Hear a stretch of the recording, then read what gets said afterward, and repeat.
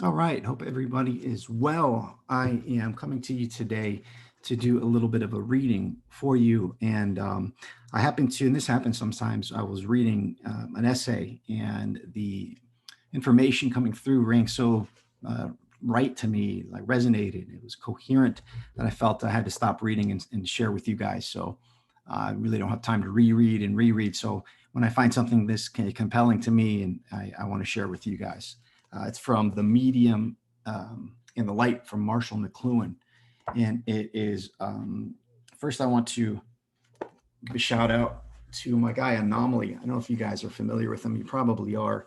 He's a he's a Facebook channel, a YouTube channel, and he's been doing videos, mostly political, but other type of videos for the past 5 years, 6 years. I've been following him, and he's I don't agree with everything he says, but I like the information. I think the value and the signal coming from that channel, whether you agree with it or not, seems to be pretty of high quality, which you wouldn't think. I mean, but I really feel that. And he has a big audience. You guys probably all know him, but he's being highly censored by Facebook now. They've demonetized him. They've broken him out of live chats. And the dude he says nothing in terms of extreme in that sense for that to happen. So I'm supporting him. He sells these hats as merch. So I bought one just to support him. And I wanted to give him a quick shout out. His name is Anomaly, Anomoly. I think the middle O or ALY is the zero, the number zero. So if you want to check him out. So yeah, I was reading this. I got about a quarter through this essay on the artist, writer, thinker, Wyndham Lewis. And I wasn't familiar with him until I read this for Marshall McLuhan, this essay. And I read probably about 4 or 5 pages. And I was like, oh, this is good stuff. So I wanted to rewind here and start reading from the beginning and see what you guys think. Would love to get feedback on what you guys think of this. And also, obviously, like and subscribe and do all that stuff to get this information out there if you are inspired by it. All right, so it's entitled Wyndham Lewis, Lemuel, and Lilliput. It's chapter 19 in the book, The Medium and the Light. So the quote from Wyndham here to start it out, Wyndham Lewis. In England and America, we want a new learned minority as sharp as razors, as fond of discourse as a Greek, familiar enough with the abstract to be able to handle the concrete. In short, we want a new race of philosophers instead of quote unquote hurried men, speed cranks, simpletons, or robots. That was from his book, Time and Western Man.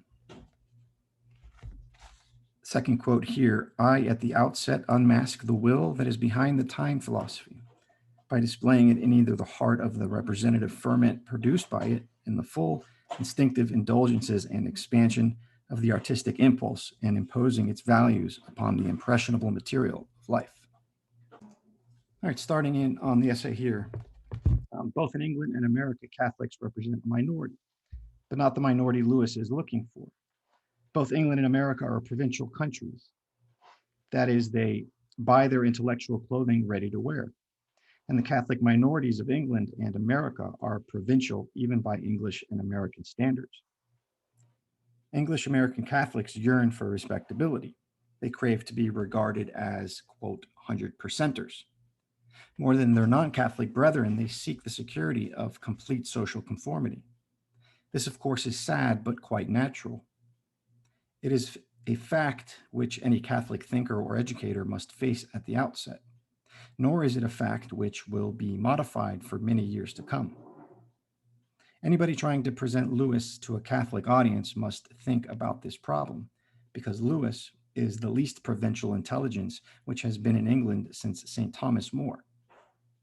His concern for the order of Western civilization has led him to contemplate the contemporary situation minutely and in its entirety. The toil of detachment has left him with a deficiency of national sentiment pleasing to neither Englishmen, Frenchmen, nor Americans. Lewis pleases nobody because he is like an intruder at a feast who quietly explains that dinner must be temporarily abandoned since the food has been poisoned and the guests must be detached from their dinners by a stomach pump. Another reason why it is difficult to explain the relevance of Lewis to a Catholic audience is that he assumes that people who have grown up since 1918 are perfectly acquainted not only with such writers as Hegel, Marx, Darwin, Nietzsche, Sorel, Proudhon, Freud, Bergson, and Spengler, but also with such artists as Joyce, Stein, Proust, Eliot, Pound, Picasso, Rodin, and Benda. This is a heavy demand to make on anybody, but the time lag in the Catholic reading public is such that although Catholics necessarily live in the world of Eliot, Stein, and Einstein, their emotional organization is done for them by Kipling, Galsworthy, Shaw, and Chesterton. For let us not suppose for one instant that Catholicity of mind is conferred by grace, or that we are freed from, quote, the world's slow stain by immersing ourselves in the best sellers of yesteryear. All question of the artistic value of Joyce and Picasso apart, the man whose sensibility and judgment cannot cope with them easily and naturally has not the equipment to consider the world he lives in. Certainly, there can be no Catholic action at the educated level until this equipment is acquired and mastered, a fact which explains why the Catholic mind never has to be seriously considered by the non Catholic mind in England and America today. This situation can be illustrated by an exception, such as Maritain. Maritain is perfectly at home amidst modern art and letters. He has a contemporary sensibility. This in turn has energized and directed his philosophical activity and given a precise contemporary relevance to the Philosophia Perennis. He is therefore a force to be reckoned with by non Catholic philosophers. He can mesh with the modern mind, such as it is. He can impinge. For the English speaking Catholic who would do likewise, but who knows not how to begin, and his formal education will not be of any assistance in this matter, let him pore upon the works of Wyndham Lewis. Let him read by day and meditate by night. I propose to consider here only 3 or 4 of the 30-odd volumes of Wyndham Lewis. This means neglecting the fact that he is the only serious painter England has had in the past 50 years, and that he is one of the half-dozen great painters of Europe in the same period. Similarly, as the author of Tar, The Apes of God, and the Childermass, he takes his place in the literature of prose satire as a classic. It was not in a moment of enthusiasm that the stringent Edgell Rickwood said, quote, if there could have been any doubt after the Childermass as to Lewis being the most forceful and resourceful prose writer of his generation, there can be none now, end quote. Works of this scope and importance must be reserved for separate treatment, especially since they are little read in America. Instead, something will be said about another side of his work, the pamphleteering. This is the side from which both the novels and the painting of Lewis were most readily approached. The pamphlets are, in fact, a strategy of fortification worked out by the creative Lewis to protect and to promote creative effort. Today, the artist lives in a world which has no place for art. The dehumanization of life by means of centralized methods of communication and by the lethal abstractionizing of the machine controlled by abstract greed has left only a hole and corner existence for the serious artist. No great artist ever fought so furiously to maintain a tiny milieu for art as Lewis has done. The life of free intelligence has never in the Western world encountered such anonymous and universal hostility before. To read the pamphlets of Lewis is to become aware not only of the scope of the forces arrayed against reason and art, but it is to have anathematized before one's eyes every segment of the contemporary scene of glamorized commerce and advertising, and above all, of the bogus science, philosophy, art, and literature which have been the main instrument in producing the universal stupefaction.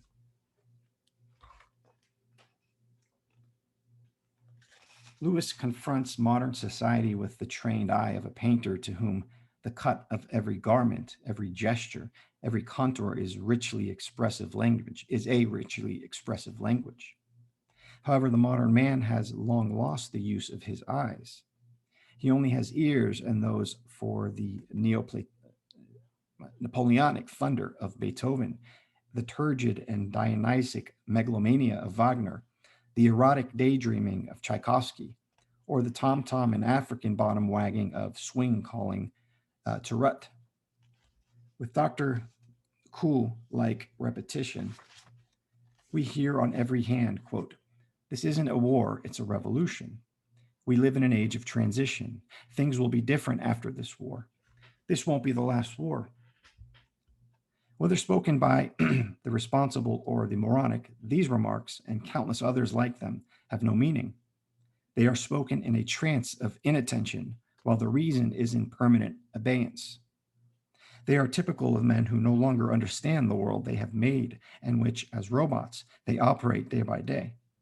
Such is the situation into which Lewis shot his pamphlet breezily entitled The Art of Being Ruled. Here's a long block quote. "The art of being ruled is not intended for the docile consumer of the crude anodyness presented to him today by Hollywood, the press, the radio, and the book of the month clubs.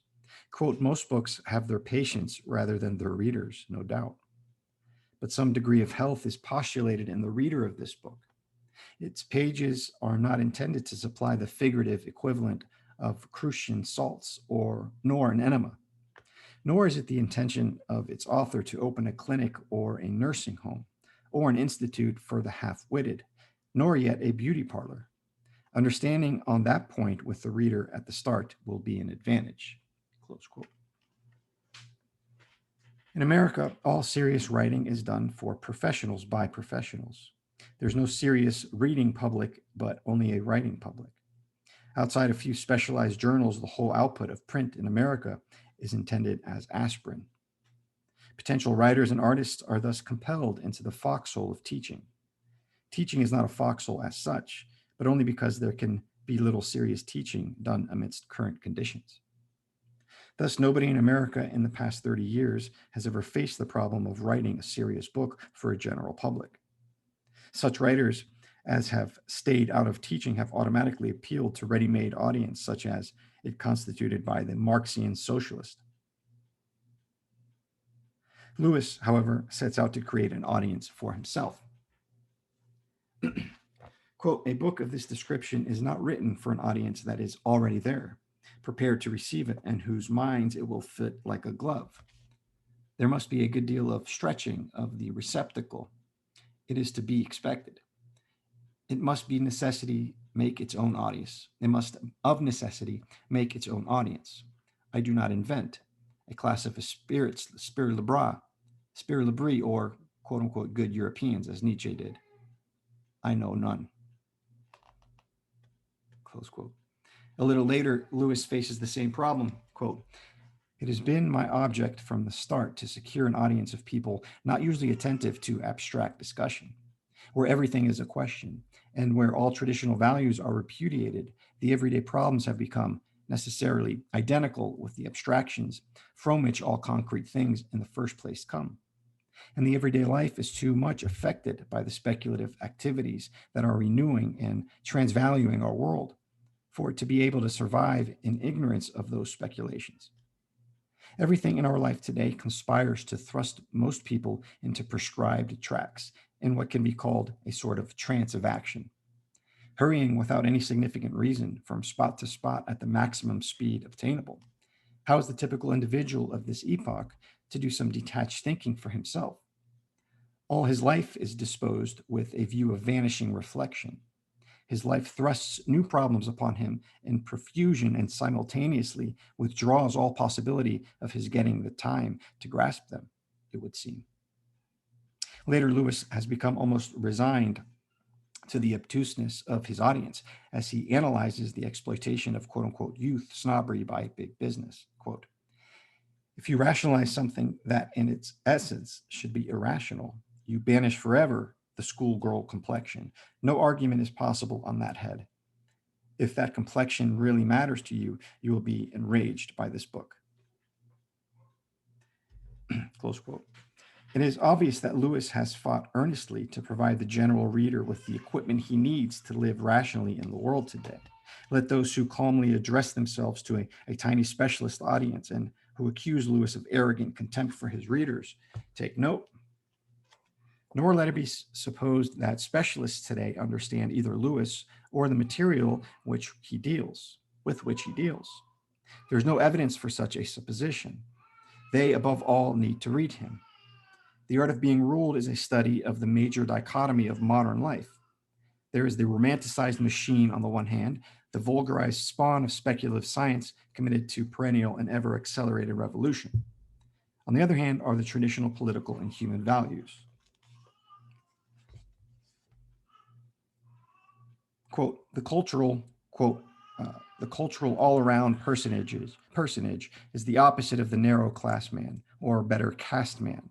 The narrow occupational mannequin, the narrow integral self effaced unit of the syndic, the bootmaker for the theorist of syndicalism, must have only bootmaking thoughts. No godlike clarity. Gentlemanly thoughts must interfere with his pure sutorial one-sidedness.